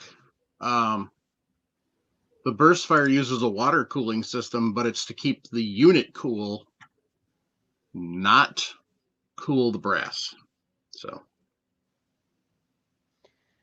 So, Mike, did you say what the price was on that unit for the EP Integrations annealer? $240. $240. Okay. Now, it does not come with both bottle holders. Okay. The second bottle holder is like $18. Okay. So, Well, I mean, so the basically price, $240 for everything except for the large bottle holder. It only comes with the smaller one. for the price, it's not bad. No. And there's other ones out there, kind of in the similar range, similar idea. You can also Yeah. build your own, but Yeah, otherwise, you've got the socket idea as your basic, your absolute cheapest option is a drill, which which most people already have. your cheapest option is to not anneal. Oh no, we're talking about actually annealing. So Yeah. yes, your cheapest option would not be anneal, but if you're going Well- to anneal, your absolute cheapest option would be a drill, a propane torch kit, and a socket that the brass fits in. And Yeah. then you would have to figure out your timing and temperature from there. So you're probably going to want Tempelac. But I mean, that's the absolute cheapest you could do it with. Because you do not want to hold it by hand and try and turn it because it won't work. I would say I would kind of state that probably 80% of reloaders, maybe more, don't need to anneal, Probably not. right? I mean, it has its benefits. It really, its primary benefit is extending the life of brass. Secondary is consistency. Secondary is consistency. I mean, it's consistent. It's going to be consistency from load to load, not necessarily from piece of brass to piece of brass, right? It's going to be, over time. So there's a lot of benefit to it. I know last week we talked about Ryan Muckenhern. He doesn't anneal at all. Yeah. But he's also not necessarily, I mean, most of what he's running is hunting loads, and on any given gun, he's probably reloading 40 to 60, maybe 100 rounds a year, right? For any given gun, right? So year over year, oh no, every 7 years or every 6 to 7 years, he has to buy new brass. Yeah. Right. At that point, annealing doesn't necessarily make sense, right? I think if you're shooting a lot of range found brass, particularly 223, annealing kind of makes sense because you don't know how many times it's been fired. You don't know, what kind of pressure the guy put him at. Now, 223, I mean, people that are over pressuring 223 are pretty rare. So, because you don't really need to, I mean, it's somebody that doesn't understand how to reload a 223 as much as anything.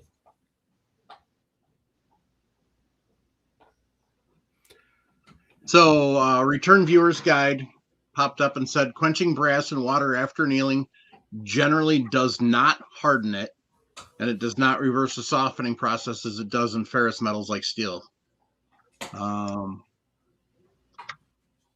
And I'm waiting for him to finish his comment because he said the old NRA annealing method often, so he's probably typing the rest because YouTube limits how much you can put in a comment. Yeah.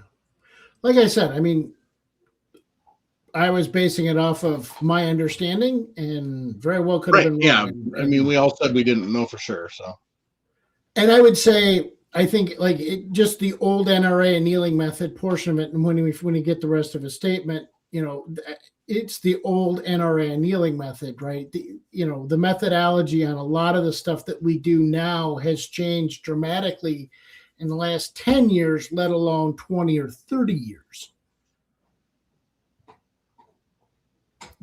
Or if we go back to when, Paul first started reloading and it was all done, in muskets and stuff like that. See if he's still watching. He said he was going to be watching. He usually watches like the first 20 minutes or so, and I think he gets off, but So the Oh, old so yeah. annealing method for the NRA was the water pan method. Standing cartridges in a shallow pan of water protect the base, and then heating the necks of the propane torch until they start to turn a dull red color, then immediately pushing the cases over into the water to cool them.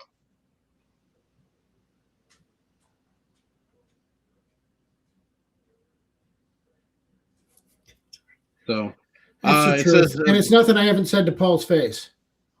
yep, exactly. Trust me, we used to give Paul and Jim so much crap about being older than dirt. And as Paul used to say, he's 2 days older than God. So, but yeah, he said in here it says propane torches used to heat the necks. The goal is to heat them quickly to a dull red glow, approximately 600 to 700 degrees Fahrenheit, in a dark or dimly lit room to see the color change clearly. And then quenching, the cases are tipped over into the water. Note that this is quenching for immediate handling rather than a necessary metallurgical step to stop the annealing, as brass does not quench harden like steel.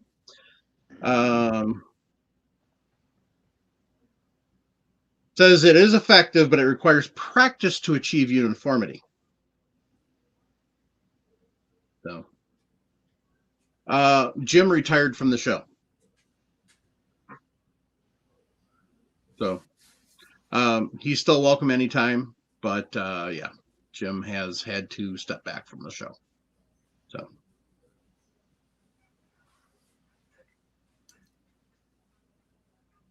So there's our answer on that.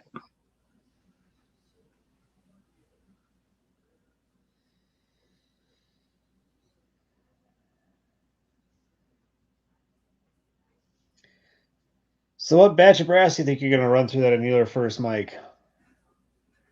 308, 306, what you thinking? Probably 2 to 3. Okay. So Got a bunch of it? Yeah. There you a couple go. thousand rounds of machine gun brass. I'll burn up a couple tanks of gas. Yep. I'll have to get it set up out in the garage though, because I'm not doing that in here. Yeah. So. All right. But yeah, that about wraps it up. Only so much to say about annealing. Yeah. If you think we missed something or you think we're wrong on something, and that doesn't matter, just annealing or in general, send us an email, reloadingpodcast@gmail.com. Or if you really feel the need to just yell at us, 608.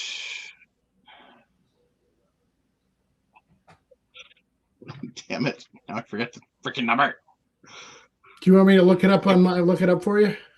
No, it's 608-467-0308. See, that's the problem getting old, is the thought train goes like this and then just suddenly derails. You're like, get back on the track. So, If you, yeah, or you can just join the Discord. 608-467-0308.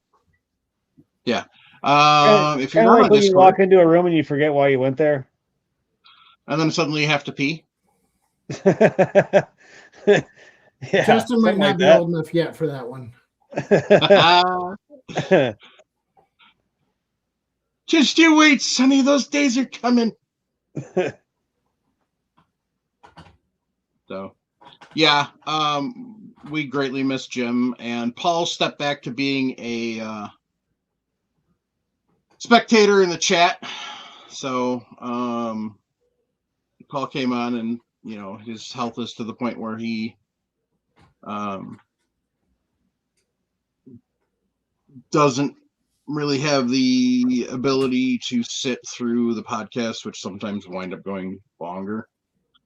For Jim, it was a combination of health and the fact that this starts at 8 o'clock at night for him, and he's still working, and he starts at 4 a.m. So, I've made the offer to Jim to pop in if he wants to. He's definitely welcome to. I've also talked to him about maybe doing a little video for the show every once in a while. So that's on the table. But he's kind of busy with what he's got going on. So you can still find him in the reloading room. So if you want to talk to him, you can still find him there. He's still on Facebook. So his original account did get hacked and hijacked. So if you were friends with him on the original account, that is no longer. So, but let me know if you want to get a hold of him, or just, put a message in the Reloading Room or the Reloading Podcast group, and he'll track you down. Grateful for all of the time that both gentlemen gave to the show, and grateful for all of the time everybody's given to the show. So,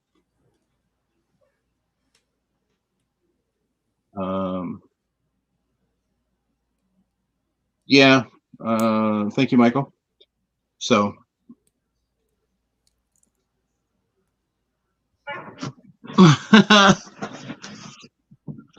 Jeff's giving you some crap, Justin. Oh, Jeff is? Yeah. Yeah, I need to refresh my thing. Yeah. So. Oh, there it is. Yep. He's calling you a hermit. Yeah. So. I've been kind of a hermit lately. I deserve that. Well, you've been going through some life changes, so. A little bit. It's hard to tie Justin down to anything, even when he wasn't being a hermit. You realize we're still going to get you to go shoot a steel challenge match, right? Yeah. What you doing Okay. Sunday, Justin? It's too damn cold right now. Don't ask me about this Sunday. To say there's a matchup in Ripon Sunday. No. My fingers are nice and warm indoors. Let's see. Sunday it's only 41. That's perfect. So Saturday is going to be nice, 68. I'm getting the bike out again. So, Chris Sharp is kind of an emergency host. He does all the editing for the podcast, so he's not really on air much. So, but all right, gang, want to talk about Patriot Patch Company for a minute? Here is March's patch and sticker. So he says, do you feel lucky? Do you, punk? He's obviously got a 44 in one hand, and he's got a sawed-off shotty in the other. So, and then here is your original drawing. It's always fun to take a look at the original drawings and see the difference. But you can head over to patriotpatch.co and check out all the stuff they have. Otherwise, you can go to firearmsradio.net/category/podcast/reloading-2. And hold on. There we go. And then you can click on. One of these days, I'm going to go and collect on all the patches they owe me. Patriot Patch Company? Yeah, I've got so many credits for those. Oh yeah. I was meaning to try to keep on top of them, and they kind of slipped. I forgot about them, and now I've got a ton of them. There you go. But they make awesome patches. I love them. Yeah. I can get a hold of Jake for you, but otherwise, just let me know. So once you go over to firearmsradio.net/category/podcast/reloading-2, click on the support button, and you can become a Patreon member there. Otherwise, you can do it through YouTube, excuse me, or Discord, or not Discord, but YouTube or Rumble. But if YouTube keeps going the way they're going, who knows how much longer we'll be on YouTube. They might take all of our videos down and ban us. I mean, hell, they went back 12 years and took down the first one, so whatever. I mean, if I have to, we can create a server. I got enough computers laying around here. I can turn one into a server because it doesn't have to be fancy for that. So anyway, Oder Sigerson said, guess I will just disagree on the main purpose for hand loaders is to extend brass life. Consistency and neck tension and the ease of sizing is important. When Ken said that, he was talking about reloaders, not hand loaders. So sorry for that confusion there, Oder. Um,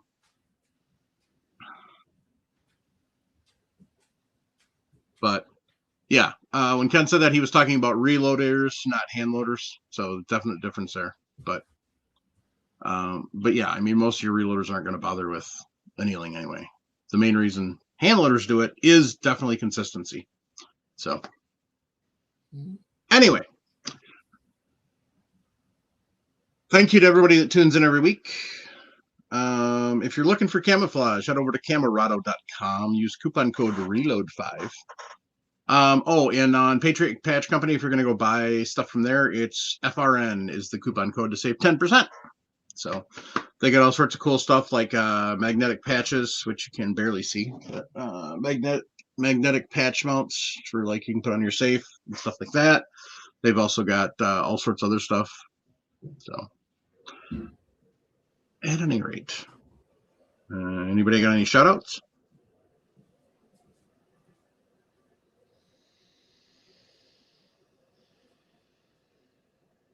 I'd like to give a shout out to both of you fine gentlemen for joining us. Thank you very much. Well, thank you for having us, Mike. Yep. Absolutely my pleasure. So if there's anybody else out there in podcast land that wants to join as a panelist, shoot me an email or shoot me a text or shoot me a voicemail, whatever. Reloadingpodcast@gmail.com or 608-467-0308. And yes, you can leave a voicemail there. You can also text. So Michael Dunn said shout out. Who are you shouting out to? We're waiting Just for that. begging you for one, I'm guessing. Shout out to Michael Dunn, There you go. who's been lost for a while. So Okay. Yeah. He was lost and now he's found. Yay. Anyway. On that note, Justin, you know what you're going to use for a tagline? I haven't given any thought to that, but I will. So All right. by next week, hopefully I have one for you. Fantastic. I already know your tagline. I haven't given any thought to that. I'm sticking with my original one, which is keep your brass shiny. Take somebody to the range with you. It looks like Justin froze on us. Did he, or is he thinking? He hasn't thought Nope. about it yet. I think he froze. I think he froze. Either that or he is managing to hold way too still. Gone. That was some severe consternation, constipation, concentration. So I Anyway. have a response to Oder and Yeah. his about being consistency. Some of the most consistent shooters out there with bench rush guys don't anneal. Yeah. So, and those guys are the epitome of hand loaders. So, Yep. So I was just clarifying that at that point in time you made the comment, you were talking about reloaders, not hand loaders. So I stick with it that that you get more out of it by extending the brass life than you do with the consistency. I do believe it helps with consistency, though. yeah. All right, gang. Most importantly, support Second Amendment. Well, not most importantly, but